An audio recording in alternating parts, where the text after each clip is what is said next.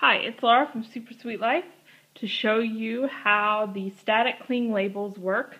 So you'll see here, obviously this is not flour, but these are just stuck on like stickers. That's the vinyl. These you can remove, but you cannot reuse them because once you remove them, they're destroyed.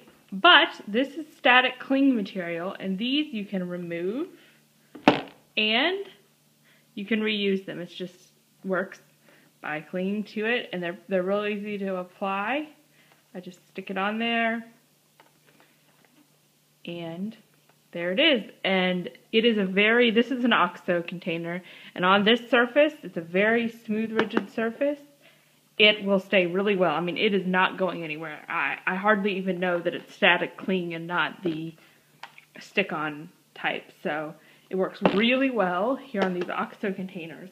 But you cannot use this on just any surface. It has to be a smooth, rigid surface in order to be able to use it. So it does work on glass. It works well on these OXO containers.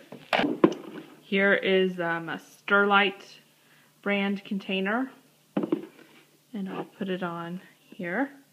Now, one thing to note about these Sterlite containers, this is going on pretty well, but especially if you have a really small word, sometimes this material is a little bit thinner, just a cheaper, thinner material than, say, the OXO containers.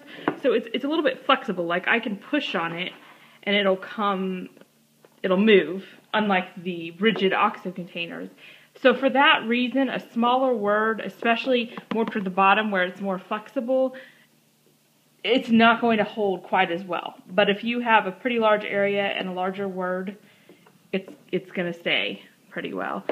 One other thing that it does well on, at least, is my refrigerator drawers. I have the clear drawers. It works well on there. So it'll work on a lot of surfaces, but not every surface. But it is wonderful because of how easily you can just take it off and reposition it or move it to another container. So I hope that helps.